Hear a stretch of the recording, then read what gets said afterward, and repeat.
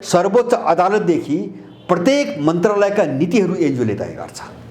अहिले यसलाई हामीले प्रजातन्त्र मान्ने, विदेशीले चलाएको शासन हामीलाई प्रजातन्त्र मान्ने, यिनी सडकमा नाच्ने यिनी चाहिँ अपराधीहरू हैन। अब त कालो मोसो र जुत्ताको माला त यिनी नागरिक अगुवालाई पहिले मानव अधिकारवादी र नागरिक अगुवाहरूमाथि लगाउनु पर्छ। मलाई लाग्छ त्यो अवस्था आउँछ, अब यिनी त भोग्नै पर्छ। किन भन्छ भने जुन देशको न्याय प्रणालीभित्र एनजिओ पसेको छ र न्याय नीति उसले निरूपण गर्छ। अब राज्यका मन्त्रालयका सारा नीतिहरू उनले तय गर्छन्। यहाँ त यस्तो अवस्था छ कि तपाईको एउटा आइएनजिओले चाहिँ तपाईको डोनेसन, सुन्नुहोस् है, मैले विश्व बैंकको कुरा गर्छु, डिएफआइडीको कुरा गर्छु, अरू एसिया फाउन्डेसन, युएसएड, एक्सएनएड धेरै छन् यस्ता। उनीहरूले यहाँ चाहिँ तपाईको अनुदान तपाईको दिए भने त्यो चाहिँ खरिद ऐनदेखि लिएर सबै पोलिसी चेन्ज गरेर मात्रै लगानी गरिरहेछ। राज्यको नियम कानुनले कामै गर्दैन यो देशमा। यो त देखाउनलाई मात्रै यहाँ देखाइरहेछ।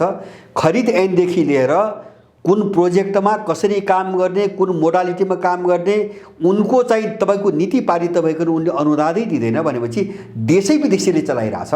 अनि हामीले यसैको पुनर्स्थापना कुरा गरेर बस्ने, झुक्क्याउने जनतालाई भनेपछि यो अपराधीहरूको जमात हो। यो एकदम पेशेवर अपराधीहरूको जमात हो। यहाँ संविधानमा लेखिएका तिनी फाल्तु कुरालाई ढाल बनाएर जसले चाहिँ तपाईको अब संसद पुनर्स्थापनाको कुरो गरिरहेछन् नि, उनीहरूले देखाउँदाखेरि कानुनी कुरा म वकिल हुँ भन्ला हैन, मैले कानुनी तर्क गर्नुपर्छ भन्ला, तर त्यो भित्रबाट उताबाट चलिरहेको छ। खोल चाहिँ कानुनको बोकिरहेको छ, आवरण चलेको छ मिसनमा, विदेशी मिसनमा। यिनी अपराधी सबै बाहिरबाट चलेका छन्, देश विरुद्धको मिसनमा छन् भन्ने कुरा त मान्छे त बुझेकै थिएन हैन। मान्छे त मात्र के बुझ्दो, भ्रमित भयो भन्छ भने संसदवादी र युद्धमा भएको माओवादी समेत मिलिसकेपछि त के नभयो भन्ने भयो नि त। अब देश त कहाँ पुग्छ, सबै मिलिगे भन्ने भयो, त्यहाँ साथ न दिया हो। अब माओवादी 10 वर्ष तिनले पालेर चाहिँ बन्दुक पड्काउन लगाएको थिए भन्ने कुरो कसलाई के थाहा, सर्वसाधारणलाई हैन। अनि चाहिँ यिनलाई चाहिँ बन्दुक दिने, यिनलाई पैसा दिने र माओवादीको नाममा जनता मार्ने पनि त्यही विदेशी, अनि माओवादीलाई पैसा दिने, तालिम दिने, बन्दुक दिने र त्यही जनता मार्न लगाउने पनि त्यही विदेशी, दुवैतिर खेलाउने त्यही विदेशी, यिनलाई लडाउने पनि त्यही विदेशी। कभर बनाएर मारेको त नेपाली जनताले बुझेन। राज्यले माओवादीको कुनै चाहिँ टप लिडर मार्यो 10 वर्ष, प्रचण्ड बाबुराम मार्ने हैन, अथवा उनीहरूले काङ्ग्रेसका, एमालेका अथवा चाहिँ तपाईँ राज्यका कुनै टप लेभलका मान्छेहरू मारेन नि त, बचाए, सबैले सुरक्षित गरे। त्यो चिनाएको थियो नि त, भित्र त विदेशीले त चिनाइरहेको थियो, तिमी सगोत्री भाइहरू हो भने चिनाइरहेको थियो। तर देशलाई बर्बाद पार्नको निम्ति क्रान्ति र प्रजातन्त्रको नाममा मारेको सर्वसाधारण मान्छे, सेनाका सिपाही, पुलिसका सिपाही हैन, माओवादीका सर्वसाधारण समर्थकहरू, तल्लो तहका कार्यकर्ताहरू, अनि काङ्ग्रेस एमालेका सर्वसाधारण विचारा निमुखा जनता सुराकीको नाममा 17,000 मान्छे मार्ने हो। यो खेल बुझ्यो नेपाली जनताले, सबै बुझ्यो। त्यसकारणले अब यो विदेशी मिसनमा चल्ने यिनी अपराधीहरूको न आन्दोलन गर्ने भए त यिनको हुने भए त 7 गते गर्छ भनेको थिए नि त, तेस्रो सुरु हुन्छ भनेको थिए, गरिहाल्थे नि, 7 गतेबाट सुरु गर्थे नि। भनेपछि अब यिनीहरूले ठुलो जोखिम मोल्छन्, त्यो ढङ्गले आयो भने मोल्छन्। अब यिनको पक्षमा कराउने भनेको त्यस्तै पेशेवर रूपमा पालिएका मान्छेहरू र होला राम्रो पङ्क्ति भनेको अब यिनको चेहरा पुरै उदाङ्गो रूपमा चाहिँ देख्न नसकेको अथवा चाहिँ बुझि नसकेको कोही सर्वसाधारण काठमाडौँमा बस्ने कुनै बेरोजगार अथवा अलिकति शिक्षित कोही युवाहरू 2-4 जना आउला, माइतीघर मण्डलामा उफ्रेला, तर मण्डलामा चाहिँ तपाईँको पोस्टर छातीमा टाँसेर चाहिँ त्यसो जनआन्दोलन हुँदैन। अब किन गाउँघरबाट सहर बजारबाट जनता एकजना पनि यिनको साथमा आउनेवाला छैनन्। अब त्यो मैले कल्पनै गर्दिनँ। अब यिनको त्यो आन्दोलन हुन्छ भन्ने मैले कल्पनै गर्दैन। मैले किनभने नि सिङ्गो सिस्टममै एउटा क्राइसिसमा दुर्घटनातिर अगाडि बढिसक्यो, अनि यिनको आन्दोलनले थ्याक्छ। उनलाई पालेको मालिक नै सङ्कटग्रस्त छ अहिले दुनियाँमा, विश्वमा सङ्कटग्रस्त। त्यही अमेरिका चाहिँ तपाईँको देशै कसरी जोगाउने भन्ने समस्या आइरहेछ। ऊ अस्ति भर्खरै न्युज आइरहेछ, व्हाइट हाउसमा फेरि डरलाग्दो एटेक हुने एउटा सूचना पाएर चाहिँ हजारौँको सङ्ख्यामा चाहिँ के अरे चाहिँ नेसनल गार्डहरू चाहिँ तैनात गर्दैछ अमेरिकामा भन्ने आइरहेछ। ऊ आफू घरभित्रै सुरक्षित छैन, अहिले त्यो द्वन्द्वमा फस्यो। युरोपमा त्यही हालत छ हैन। मैले भने नि विश्व चाहिँ यसरी विभक्त हुँदै चाहिँ मल्टिपोलतिर गइरहेछ, बहुद्रुपतिर गइरहेछ भनेपछि अब हिजो यिनलाई लगानी गर्ने मान्छेले पनि पैसा दिँदैन अहिले, यिनी त्यो कारणले पनि सुकिरा हुन् हैन, पैसा त आउनु पर्यो नि त। उनकै देश नचल्ने अवस्था छ, फन्डिङ कहाँबाट गर्ने? त्यो त यिनी त कुद्ने त पैसामा कुद्ने हो, उफ्रिने हो हैन। त्यो पैसाको स्रोत पनि हुँदैन, त्यस कारणले यिनलाई मान्छे खेलाउने, आफू उफ्रिने बाटो पनि हुँदैन। न उनले लगानी गर्न सक्छन् हिजोको स्तरमा, न उनलाई चाहिँ त्यो काम गर्ने ध्यान छ, आफै सङ्कटग्रस्त छन्। त्यस कारणले उनको घुर्की हो त्यो, उनको घुर्की हो। अब यो सिस्टम, यो प्रणाली यिनले चाहिँ ठेकेर थ्याक्ने सम्भावना देख्दैन। यद्यपि केपीको कदम चाहिँ उनको लडाइँको परिणाम हो हैन, परिवेशको परिणाम हो, त्यो हामीसँग लिनुदिनु छैन हैन। तर हाम्रो कुरो के हो भन्छ भने यो व्यवस्था विघटन हुनुपर्छ, यसको अन्त्य हुनुपर्छ, यसको अन्त्य हुनुपर्छ। यहाँ संविधानमा लेखिएका तिनी फाल्तु कुरालाई ढाल बनाएर जसले चाहिँ तपाईँको अब संसद पुनर्स्थापनाको कुरो गरिरहेछन् नि, उनीहरूले देखाउँदाखेरि कानुनी कुरा म वकिल हुँ भन्ला हैन, मैले कानुनी तर्क गर्नुपर्छ भन्ला, तर त्यो भित्रबाट उताबाट चलिरहेको छ। खोल चाहिँ कानुनको बोकिरहेको छ, आवरण चलेको छ मिसनमा, विदेशी मिसनमा होइन भने तपाईँको म अचम्म मान्छु। तपाईँको यो व्यवस्था ठिक छैन, संहिता ठिक छैन, यहाँ वहाँ यसले देश फसायो भन्दै आएका मान्छेहरू आज संसदको पुनर्स्थापना भनिरहेका छन्। तिनको अनुहार हेर्नुहोस् न, कस्तो विरोधाभासपूर्ण कुरा। नागरिक समाजकै व्यक्तिहरूले के भनिरहेका छन् भने यो संविधान समाप्त भयो, यो व्यवस्था समाप्त भयो भने त देश त अझ अँध्यारो सुरुङ मार्गतर्फ प्रवेश गर्ने भयो भन्छन्, त्यस्तो तर्क गर्छन्। त्यो सुरुङ उनको निम्ति भन्छ, उनको निम्ति, तिनले आफ्नो निम्ति भनिरहेका छन्। अँध्यारो सुरुङतिर उनी पस्ने हो, देश पस्दैन होइन। उनी को हुन् म तपाईँलाई भन्छु, 2-4 जना मात्र मैले भनिदिन्छु।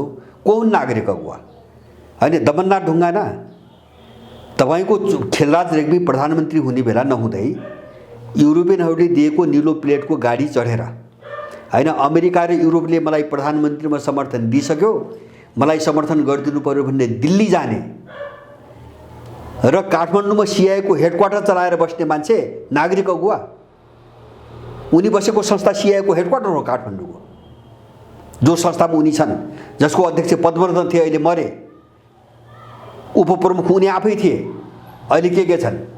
अनि चाहिँ तपाईँको नेपालको वरिष्ठ पत्रकार हुँ भनेर होइन, कूटनीतिक मर्यादा, नियम, लाज शरम सब पचाएर राति 10 बजे इन्डियन दूतावासमा रक्सी धोक्न जाने मान्छे नागरिक अगुवा, तलब खाने मान्छे होइन। को हुन्? कृष्ण पहाडीहरू को हुन्? 63 सालपछि यो सिस्टम आएपछि कुन दुलोमा थिए उनीहरू होइन? कहाँ नै उनको लोकतन्त्र कहाँ थियो? मैले भन्नु खोजेँ के, उनी एउटा मिसन भयो, उनको सिस्टम आयो, त्यसपछि उनी भूमिगत बस्या हो कि होइन? कति वर्ष गायब भए कृष्ण पहाडीहरू? अनि खाडीबाट चाहिँ दैनिक 20 जना मान्छेको लास आउँदाखेरि उनको मुख किन बन्द भएको थियो? कहिले बन्द गरेको थियो? यत्रो मान्छे विदेश निकालिँदाखेरि उनको लोकतन्त्र कहाँ थियो होइन? यत्रो ब्रह्मलुट हुँदाखेरि उनका मुख किन सोकेका थिए? र आज तिनका मालिकको सिस्टम जोखिममा पर्दाखेरि उनी सडकमा नागरिक हुआ। अब सबै चिनेको छ मान्छेले, कोही खेल्न नखोजे हुन्छ यहाँ। मैले नागरिक समाजको चाहिँ नकाब पनि सब उत्रिसकेका छ। मैले भने नि, अब यिनका मुखमा कालो मोसो र घाँटीमा जुत्ताको माला त्यति बाँकी छ, र त्यो नेपाली जनताले गरी छाड्छ। किनभने नागरिक अगुवा भएको त नागरिकलाई मर्का पल्याएर आउने मान्छे हो नागरिक अगुवा भनेको होइन। यहाँ रोगले, शोकले, भोकले खान नपाएर, पढ्न नपाएर, मान्छे औषधि गर्न पाएको छैन, मरिरहेछ, पढ्न पाएको छैन होइन। सर्वसाधारण मान्छेले चाहिँ पढ्नै नपाउने भयो होइन। लाखौँको खर्चमा कसरी पर्छ समाजले? कहाँ छन् यिनी नागरिकका मान्छे? अब त कालो मोसो र जुत्ताको माला त यिनी नागरिक अगुवालाई पहिले मानवाधिकारवादी र नागरिक अगुवाहरूमाथि लगाउनु पर्छ। मलाई लाग्छ त्यो अवस्था आउँछ, अब यिनी त्यो भोग्नै पर्छ। किन भन्छ भने जुन देशको न्याय प्रणालीभित्र एनजिओ पसेको छ र न्याय नीति उसले निरूपण गर्छ। अब राज्यका मन्त्रालयका सारा नीतिहरू उनले तय गर्छन्। यहाँ त यस्तो अवस्था छ कि तपाईँको एउटा आइएनजिओले चाहिँ तपाईँको डोनेसन दियो। सुन्नुहोस् है, मैले विश्व ब्याङ्कको कुरा गर्छु, DFID को कुरा गर्छु, अरू Asia Foundation, USAID, Action Aid धेरै छन् यस्ता। उनीहरूले यहाँ चाहिँ तपाईँको अनुदान तपाईँको दिए भने त्यो चाहिँ खरिद ऐनदेखि लिएर सबै पोलिसी चेन्ज गरेर मात्रै लगानी गरिरहेछ। राज्यको नियम कानुनले कामै गर्दैन यो देशमा। यो त देखाउनलाई मात्रै यहाँ देखाइरहेछ। खरिद ऐनदेखि लिएर कुन प्रोजेक्टमा कसरी काम गर्ने, कुन मोडालिटीमा काम गर्ने, उनको चाहिँ तपाईँको नीति पारित भइकन उनले अनुदानै दिँदैन भनेपछि देशै विदेशीले चलाइरहेछ। अनि हामीले यसैको पुनर्स्थापना कुरा गरेर बस्ने, झुक्क्याउने जनतालाई भनेपछि यो अपराधीहरूको जमात हो। यो एकदम पेशेवर अपराधीहरूको जमात हो। संसद पुनर्स्थापनाको कुनै पनि हालतमा त्यसको देशले हित गर्दैन। मैले भने नि, त्यसले अर्को एउटा ठुलो चाहिँ रक्तपात निम्ताउँछ। अब संसद पुनर्स्थापना भने भयो भने होइन रक्तपात उनले रोक्न सक्दैनन् किन जन्म त्यसको विरुद्धमा गइसकेका छ। तर अहिलेको यो चाहिँ तपाईँको लडाइँमा उनले प्रयोग गर्न सकिने सम्भावना बढेका, जस्तो झलनाथ एउटा उदाहरण, जस्तो झलनाथ इन्डिया गएर आए भने तपाईँले भन्नुभयो नि। अब योभन्दा अगाडि पुष्पकमल गए, उनी श्रीमतीको उपचारको निम्ति होइन, हामीले सिधै बुझ्ने। किन इन्डियामा जब उपचार गर्न सिङ्गापुर थाइल्यान्ड जब इन्डियामा उपचार गर्न भने जान्छ नि मान्छे अमेरिकातिर, त्यो मान्छे यस्तै खालको षड्यन्त्रमा जान्छ भन्ने हामीले बुझ्ने हो। किन यिनले जो विदेशमा गएर उपचार भन्छन् नि त्यो सबै उपचार काठमाडौँमा हुन्छ होइन। यहाँ छँदै छैन भने यिनको रोग त्यो भन्नु पर्यो, होइन भने यहाँ उपलब्ध भएको चाहिँ उपचार गर्न जब मान्छे विदेशमा जान्छ भने त्यो चाहिँ दलालीको निम्ति जान्छ भने बुझ्नु पर्यो। पुष्पकमलको श्रीमतीको उपचार पनि त्यही हो जो बम्बई लगे नि, झलनाथको कुरो पनि त्यही हो। किन झलनाथ अहिले के छ भन्छ भने यो देशको परिस्थितिले अब उनी सधैँभरि चाहिँ एउटा चाहिँ एन्टी इन्डियन भनेर चिन्डेको मान्छे अहिले यो चाहिँ लडाइँले चाहिँ तपाईँको उनलाई चाहिँ इन्डियन किताबभित्र हालिदिएको छ, माधव नेपालको किताबभित्र हालिदिएको छ, पुष्पकमलको किताबभित्र हालिदिएको छ। त्यस कारणले अब यो लडाइँमा उनी त्यहाँ प्रयोग भइरहेछन् होइन। अथवा चाहिँ हुनसक्छ अब त्यहाँभित्र झलनाथ खनाल अलिकति बेग्लै खालको व्यक्तित्व, हिजोदेखि इन्डियनहरूले हेर्ने गरेको बेग्लै खालको व्यक्तित्व अहिले चाहिँ आफूले समर्थनको किताबमा जस्तो र साउथ बोलको भएपछि अब उनलाई पनि अलिकति त्यतातिर अझ बढी अभ्यस्त गराउन, अलिकति कुराकानी गर्न, विश्वास दिलाउनको निम्ति बोलाए होला। त्यसको लगत्तै बाबुराम जाँदैछन्, भोलि अर्को मान्छे जान्छ भनेपछि र साउथ ब्लक अब यहाँभित्र भएका आफ्ना दलालहरूको एउटा चाहिँ तपाईँको शिविर बनाउन खोजिरहेछ। त्यो प्रष्टैसँग बुझिने कुरा हो त्यो। अब यो ध्रुवीकरण हुन्छ। यसलाई मैले यिनीहरूको उपचारको निम्ति अथवा कुनै चाहिँ भेटघाटको अरू कुनै व्यक्तिगत कामले गएका हुन् भनेर मैले त त्यो ढङ्गले सोच्ने कुरै भएन। मलाई लाग्छ कुनै पनि नेपालीले यस्तो गलत ढङ्गले सोच्नु पनि हुँदैन। यिनीहरू जो जान्छन् सब राजनीतिक मिसनको निम्ति जान्छन् र अहिले पनि यिनको मैले भने नि जब यिनको जग सिद्धियो चरमरायो भनेपछि अब यिनीहरूलाई चाहिँ त्यो विदेशीको बुगी चढेर अथवा उसलाई बोकेर टिक्ने भन्दा अर्को उपाय छैन। किन जनता छैन, अब जनता छैन, सडकमा आउँदैन।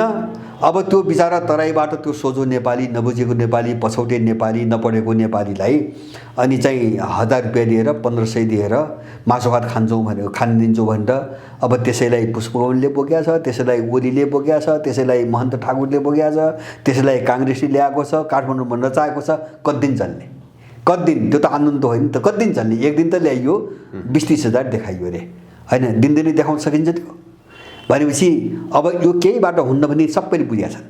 आन्दोलन पनि हुन्न, मान्छे पनि आन्न, सडकमा पनि हुन्न, कार्यकर्ता पनि कति दिन आउने? दिनदिनै त चल्दैन यो धन्दा भनेपछि अब उनीहरू ठ्याक्कै विदेशीको चाहिँ तपाईँको के अरे साथ लिने र सरेन्डर गर्ने बाहेक अब चाहिँ जोगिने अर्को बाटो छैन। उनीहरू त्यही खेलमा लागेका हुन्। अहिले 62-63 को जनआन्दोलन जति बेला चरम उत्कर्षमा पुगेको थियो, तत्कालीन भारतीय प्रधानमन्त्रीका विशेष राजदूतको रूपमा नेपाल आएका करण सिंह उनले एउटा अन्तर्वार्तामा के भनेका छन् भने वास्तवमा त्यति बेला भारतले संवैधानिक राज संस्था नै चाहेको थियो। यति बेला नेपालमा राज संस्थाको कुरो पनि उठिरहेको छ। नेपालमा राज संस्था फर्केन निकै गाह्रो छ भन्ने अभिव्यक्ति दिएका छन् उनले। यो अभिव्यक्तिलाई र अबको परिस्थितिलाई यहाँले कसरी हेर्नु भएको छ? अब त्यो करण सिंहको स्वाभाविक छ। जस्तो करण सिंहहरूको रोल के हो भन्छ भने उनले त्यो बेला दोहोरो रोल खेलेका हुन्। जस्तो अब करण सिंहलाई विशेष दूतका रूपमा पठाए र बैजाज 10 गते जो ज्ञानेन्द्रसँग एउटा समझदारी भएको छ भने जो हल्ला बारम्बार आइरहेको छ, दल र ज्ञानेन्द्रको बिचमा एउटा समझदारी उनले गराए भन्ने आउँछ। त्यो राजासहितको चाहिँ तपाईँको यिनले भनेको लोकतन्त्र, त्यसमा चाहिँ यिनले धोका दिए भन्ने कुरा आइरहेको छ नि पछाडि। ज्ञानेन्द्र शाहले, पूर्व राजा ज्ञानेन्द्र शाहले भारतले धोका दियो भन्नुको कारण त्यही हो।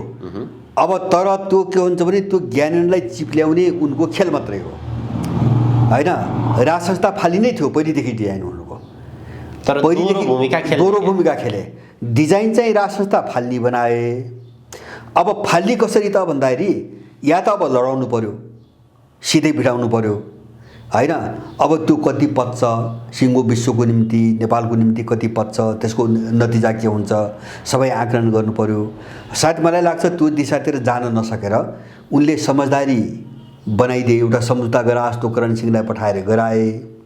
दलहरूलाई नमान भने किन सत्ता त यिनको हातमा आइसकेको थियो। सत्ता संसद पुनर्स्थापना गरेर माओवादीसहित हालेर एउटा वातावरण बनाइसकेपछि उनले त्यो समझदारीबाट यिनीहरूलाई चाहिँ पालना नगर्ने ठाउँमा पुर्याए होइन। उनले त्यो ट्याक्टिस अपनाएको मात्रै हो, ट्याक्टिस अपनाएको हो। अब त्यसको एउटा मतियार भएर आएको करण सिंहले ज्ञानेन्द्र शाहको पुनर्स्थापना असम्भव देख्नु स्वाभाविक लाग्छ मलाई एउटा कोणबाट।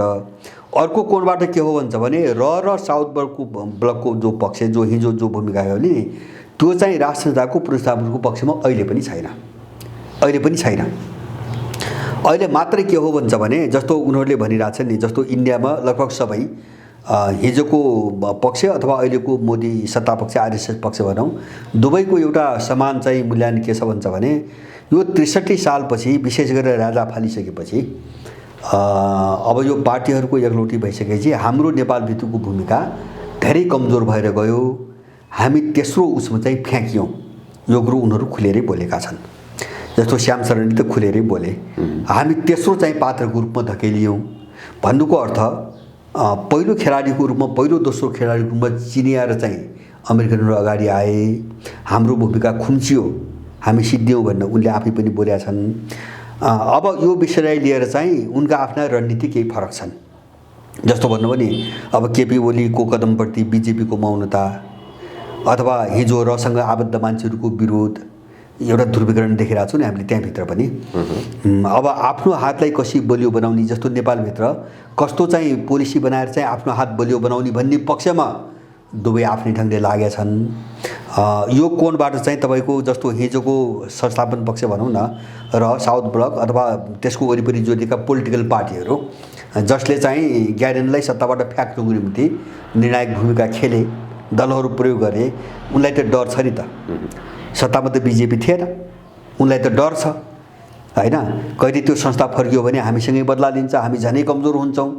अनि नेपालमा कमजोर भयो भने इन्डियाभित्र पनि हामी कमजोर हुन्छौँ। उनीहरूको भूमिका सकिन्छ भन्ने सकिन्छ भन्ने डरको कारणले त्यो पक्ष राष्ट्र संस्थाको पुनर्स्थापनाको पक्षमा जाँदैन। मैले बुझेको त्यो पक्ष हिजो 61-62 सालमा दलहरूलाई बोक्ने र आन्दोलन गराउने पक्ष राष्ट्र संस्थाको पुनर्स्थापनाको पक्षमा जाँदैन। त्यो उसको निम्ति आत्मघाती बाटो हुन्छ, त्यति चाहिँ भन्न सकिन्छ। र करण सिंह त्यही भित्रको पात्र हुन्। त्यस कारणले उनले व्यक्तित्वमा बोल्ने होइन कि त्यसको रणनीति बोल्ने नहुन् त। व्यक्तित्वमा हेर्नु भने त प्रतिनिधित्व पात्र हुन् नि, प्रतिनिधि पात्र हुन्। उनलाई त भन्न लगाइएको, नत्र व्यक्तिगत हिसाबले भन्नु त ज्ञानेन्द्रको नातेदारले होइन, नजिकको नातेदार पर्छन् दे होइन। यिनी काश्मीर राजाको सन्तान छोरा, नजिकको नाता पनि पर्छ। व्यक्तिगत हिसाबले त भन्दा हुन् त राजा चाहिन्छ, मेरो नातेदार हो। उनको त नेपाल ससुराली पनि हो नि, ससुराली पनि हो, ससुराली पनि हो। तर उनले किन भन्दैनन्, त्यो किन भन्न सकेनन् त भन्छ भने उनले आफ्नो ज्ञानको आफ्नो ब्लकको चाहिँ कुरो भन्ने हो। त्यस कारणले मलाई लाग्छ त्यो अन्तर्वार्ता पनि जानी बुझिकन दिएको अन्तर्वार्ता हो। त्यो सन्देश के हो भन्छ भने र साउथ ब्लक अथवा हिजो 12 बुँदेदेखि लिएर त्यो कोर्समा चाहिँ नेपाललाई यहाँका दलहरूलाई ल्याउने जो पक्ष छ नि त्यो पक्ष अहिले यसमा ठुलो परिवर्तनमा अथवा राष्ट्र संस्थाको पुनर्बहालीको पक्षमा छैन। त्यो सन्देश करण सिंह मार्फत दिन पठाइएको हो। त्यो अन्तर्वार्ता त्यो सल्लाह गरेर दिएको हो। त्यो कान्तिपुरले कुनै संयोगले लिएर उनी संयोगले बोलेको कुरा होइन त्यो।